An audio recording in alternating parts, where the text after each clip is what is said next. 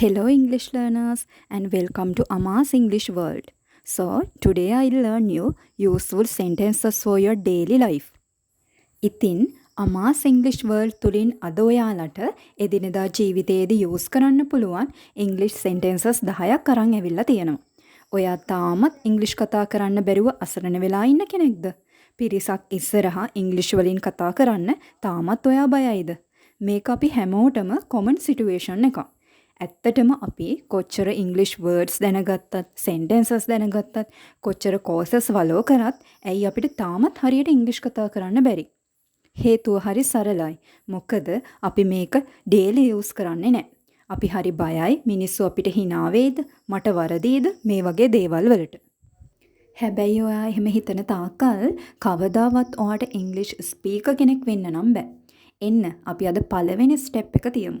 දවසට විනාඩි 5ක් වැය කරලා මාස 3කින් හොඳ English speaker කෙනෙක් වෙමුද? Believe yourself. Come here and start today. Don't be afraid to make mistakes. Number 1. I think so. මම එහෙම හිතනවා. I think so. මම එහෙම හිතනවා. I think so. මම එහෙම හිතනවා. Number 2. I don't think so. මම එහෙම හිතන්නේ නැහැ. I don't think so.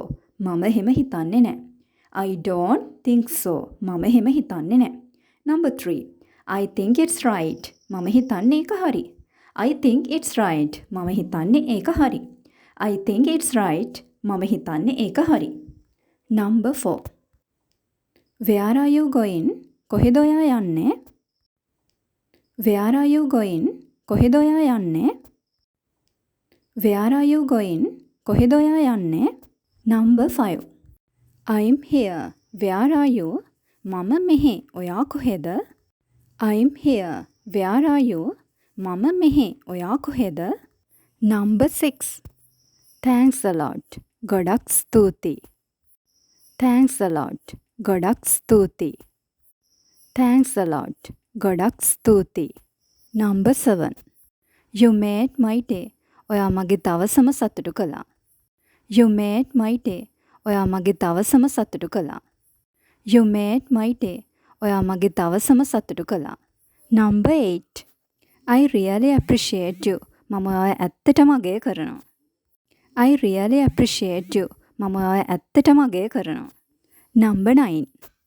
Don't make me angry. මාව තරහ ගස්සන්න එපා. Don't make me angry. මාව තරහ ගස්සන්න එපා. Don't make me angry. මාව තරහ ගස්සන්න එපා. Number 10. Don't worry. දුක් වෙන්න එපා. Don't worry. දුක් වෙන්න එපා. Don't worry. දුක් වෙන්න එපා. ඉතින් මේ sentences ඔයාලට daily ඔයාගේ office එකේදී ගෙදරදී use කරන්න පුළුවන්. ඔයා English වල beginner කෙනෙක් නම් මේවා daily use කරලා English practice කරන්න පුළුවන්. ඉතින් එහෙම කතා කරන්නත් ලැජ්ජයි වගේ නම් යන්න අනේ mirror එක ගාවට. දැන් කතා කරන්න. Until the next video, bye bye.